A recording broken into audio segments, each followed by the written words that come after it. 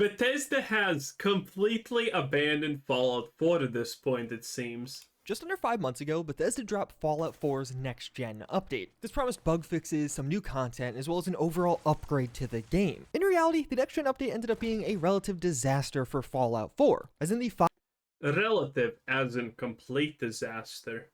And I'm not sure what it actually really updated. Not a lot. Not a lot at all. 5 months since this update has come out, things have just... And this is just the footage that he's showing is stuttering because that's how the game is. That's not me or you stuttering. It's been broken. The next-gen patch shipped with many problems and even some broken features, and while Bethesda did work very quickly to resolve several of those, they've also just left a bunch. Not sure what they honestly resolved. Not even sure if I remember if they tried to resolve anything, to be honest. Of bugs in the game. Because, yeah, 5 months later, Fallout 4 is still broken, and as of right now, it doesn't even seem like Bethesda is This gives me Fallout 76 vibes. Remember those good times, boys? planning to fix it. We have a lot we need to talk about here. How about playing a new game totally for free this weekend? How about a concrete and firm no? Well, the cornerstone of Fallout 4's new problems, and I guess I shouldn't even call them new at this point, these bugs popped up 5 months ago, they're not really new anymore, but nonetheless, the most notable of these issues has to do with stuttering. After the next-gen update, you install a mod that edits an NPC's face-gen data, and then, when that NPC is loaded in, a brief stutter will occur. I imagine most of you Brief, he said. who have seen some examples of this online or watched videos on this subject. It's easily the most prominent aspect of what's broken with Fallout 4 right now. There's some tests out there that you could do. And the funny part is that Bethesda once already fixed this good bug years ago. And it's back! Because everything good is back, baby!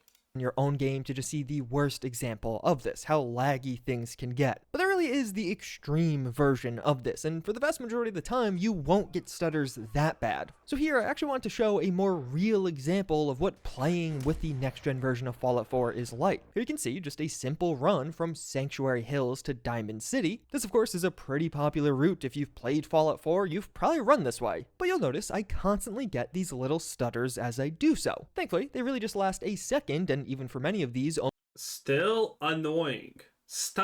Dude, playing on 30 FPS is one thing. It's acceptable. It's okay, honestly. I'm not the biggest freak of everything needs to be 3 billion FPS, okay? The more FPS, the better.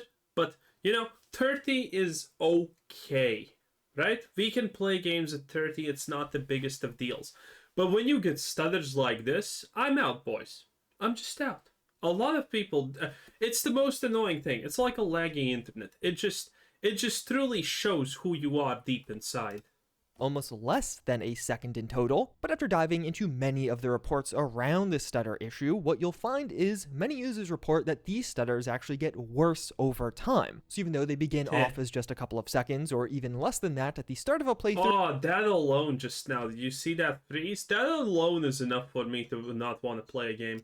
After putting in many hours, many had freezes that would extend for several seconds at a time and be quite debilitating. And then to be clear, this doesn't just happen. This is all caused by me downloading a mod for Fallout 4, so a really simple way to avoid that is just to play vanilla Fallout 4 with no mods installed. And if you're wondering what mod was causing all of these problems for me here, I actually had one mod installed for the game. Yeah, that was the unofficial Fallout 4 patch, one of the most popular mods out there right now.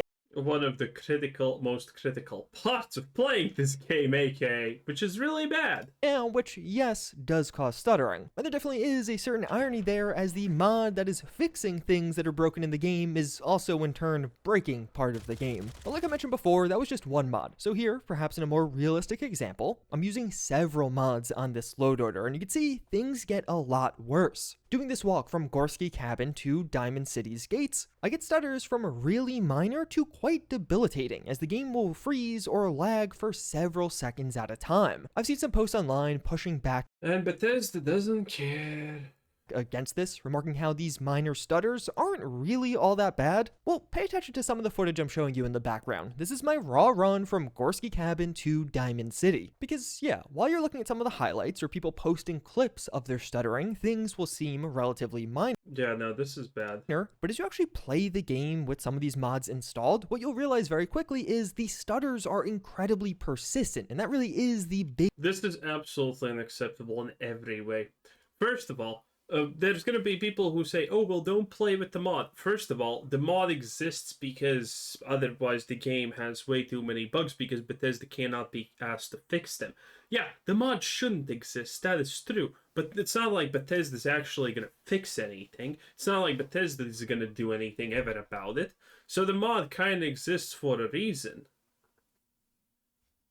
Big issue with these. This walk was only 4 minutes and 10 seconds long, but during that time I had 25 stutters occur. That is my game stuttering insane. once every 10 seconds, and some of these stutters even last a couple of seconds themselves. So while yeah, some of these stutters do seem really minor and don't even last a second in total, it's just how many times they occur that becomes incredibly frustrating very quickly. And mind you, this isn't even a crazy load order. I'm using 12 mods in total here, and while yeah, each of these are confirmed to cause stutters, overall, that's still a very light load order for Fallout 4. I know many PC players out there that have hundreds or Also, the thing is, currently, most people who are playing Fallout 4 are playing them with mods. So this is a bigger deal than people think. potentially even thousands of mods, but you obviously Even though I'm not a mod supporter, but I think mods are niche. Well, mods are niche. Again, very few people overall play them, use them from all the players that play the game.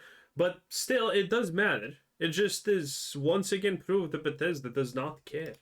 can't play with those on the next-gen version of the game. But even as you can see here, with just 12 mods, some of these stutters do begin to get really bad. Having control taken away from you for even a second or two on a regular basis makes Fallout 4 just unplayable, or at the very least, incredibly frustrating to play. And mind you, this is just the reality for console users right now. There is no downgrading on consoles. You can't mod this issue out. The existing workaround to just not use any mods that edit face-gen data. And let me remind you that none of this was a problem a year ago. These issues were only added by the next-gen update earlier this year. And the crazy part is, that isn't even the Yep, and Bethesda ruined it. Well, that's typical for Bethesda. They're really good at one thing, and that's ruining your experiences. the only problem. It's definitely the most notable because, yeah, stutters suck, but the problems from the next-gen patch go far deeper than that. If you happen to go to Vault 81 in the latest version of Fallout 4, you'll notice some quest-giving NPCs are broken. Tina DeLuca as well as this doctor don't have face-gen data. It seems like this was accidentally removed with the next-gen update, so now they just look like this all the time. Tina DeLuca is a fairly major character to just be visually broken for everyone's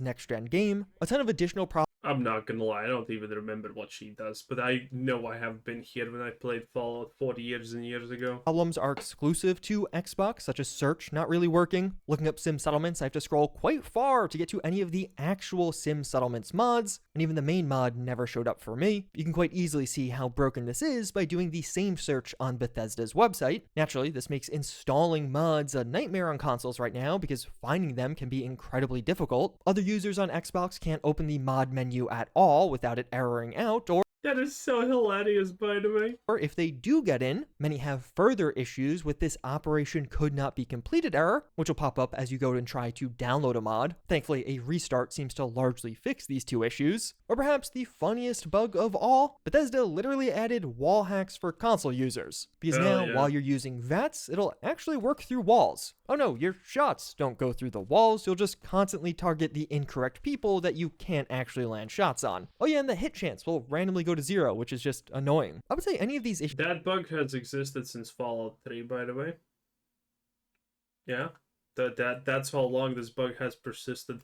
individually would be quite bad and probably would warrant a patch being released to address it. But when you combine them all together and add in the further context that these were added to the game with a next-gen update, I find the situation to just be quite ridiculous at this point. These were added with a haphazardly done next-gen update for an old game. Fallout 4 is nearly 9 Well, if you remember it correctly, the story why the next-gen update happened is because the Fallout TV show came out.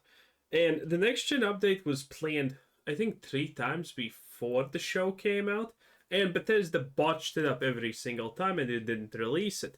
And when the Fallout TV show came out and was technically a major hit because of the amount of people watching it, because the Fallout IP is extremely strong, I have talked about this extensively.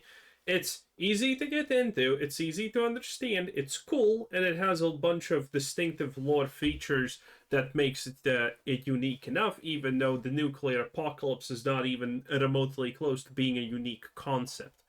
Fallout just has an extremely strong IP. And when the show dropped, well, it boosted everything. And obviously, well, you need to release the next gen update in that case. Even though the point of the next gen update was actually graphic improvements, which didn't also happen at all. The graphic improvements don't exist. Well, they technically do, but no one can tell them apart.